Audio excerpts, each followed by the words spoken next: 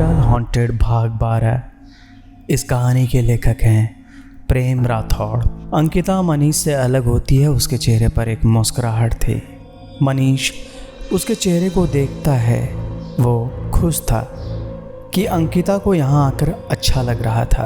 अंकिता वापस कमरे में आकर फ्रेश होने के लिए चली जाती है और मनीष एक बार फिर वादियों की ओर देखने लगता है।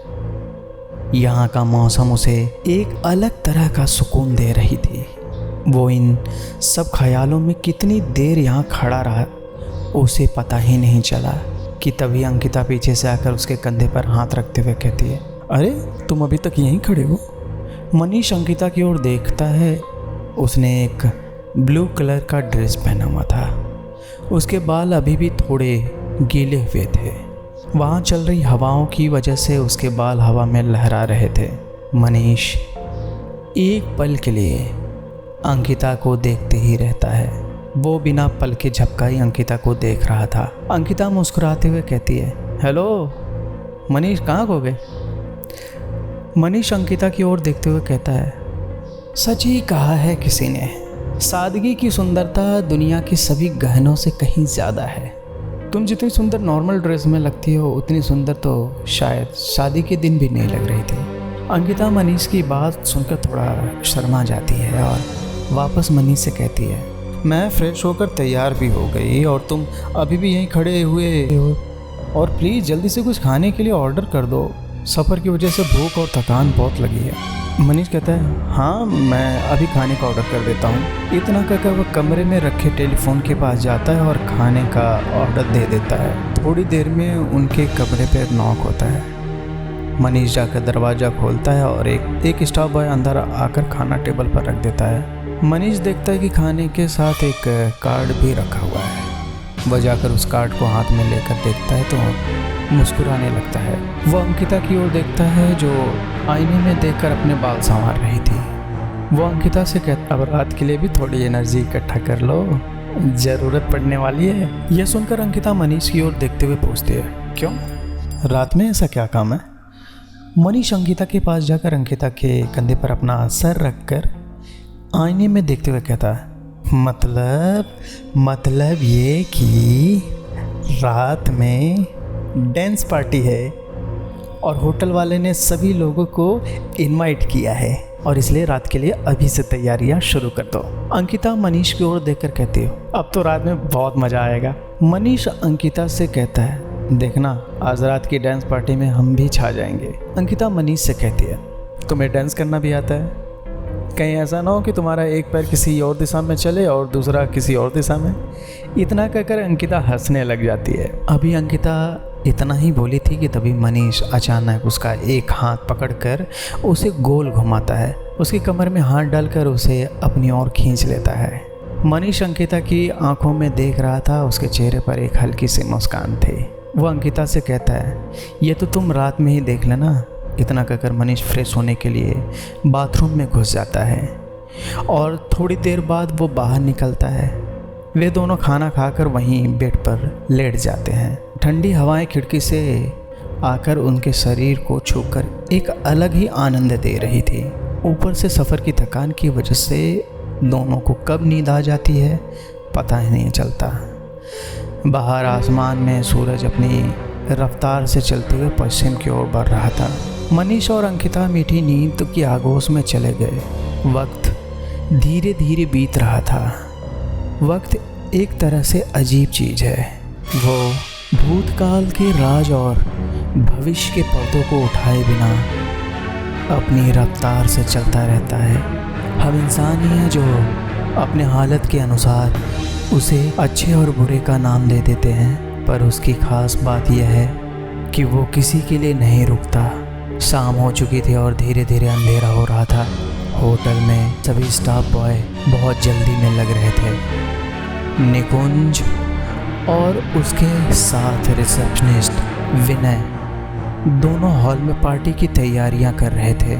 सभी तैयारियां ऑलमोस्ट कंप्लीट हो चुकी थी, पर वो दोनों एक बार फिर सब कुछ चेक करके कंफर्म कर लेना चाहते थे, क्योंकि बाद में कोई गड़बड़ ना हो। इस वक्त सभी कपल नीचे डिनर हॉल में डिनर कर रहे थे। उनके साथ मनीष और अंकिता भी थे। मनीष ने इस वक्त ब्लैक सूट और पार्टी वेयर शूज़ पहन रखे थे।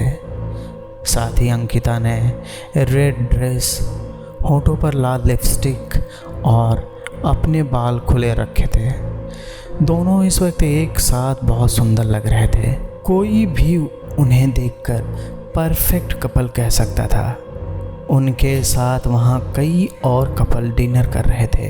वो सभी लोग भी पार्टी के लिए तैयार होकर आए थे। मनीष अंकिता की ओर देखते हुए कहता है, लगता है दूसरी लड़कियों की तैयार होने की मेहनत तो गई पानी में।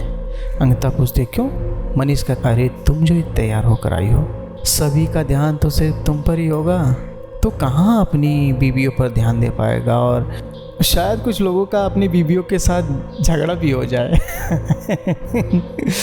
इतना कहकर मनीष हंसने लगता है।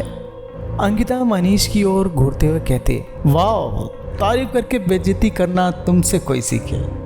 मनीष कहता है, मैंने कहाँ तुम्हारी बेइज्जती की, मैं तो तुम्हारी तारीफ ही कर रहा था। अंकिता कहती है, हाँ सब पता है, तुम्हारी निगाहें कहीं और होती हैं, निशाना कहीं और लगाते हो।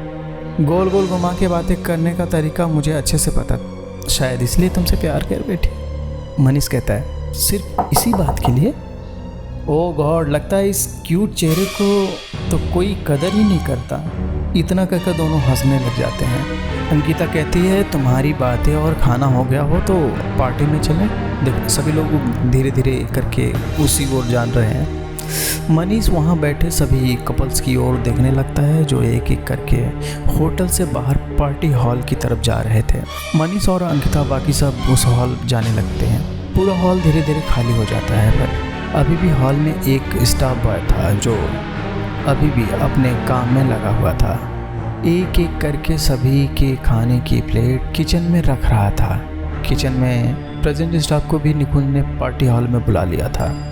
वो भी जल्द से जल्द अपना काम ख़त्म करके उसी ओर जाने की सोच रहा था। तभी उसे लगता है कोई उसके पीछे खड़ा है। वो पीछे मुड़कर देखता है तो जयदीप उसके पीछे खड़ा है। वो एक चैन की सांस लेता है और कहता है, ओह जयदीप, तुम हो? मुझे तो लगा शायद। अभी वो इतना ही बोल पाया था कि तभी उसके पेट के आर पार एक चाकू हो जाता है। वो अभी कुछ कर पाता उससे पहले ही जयदीप उसका मुंह दबा देता है। उस स्टाफ बॉय की चीख जयदीप के हाथों में दबकर रह जाती है।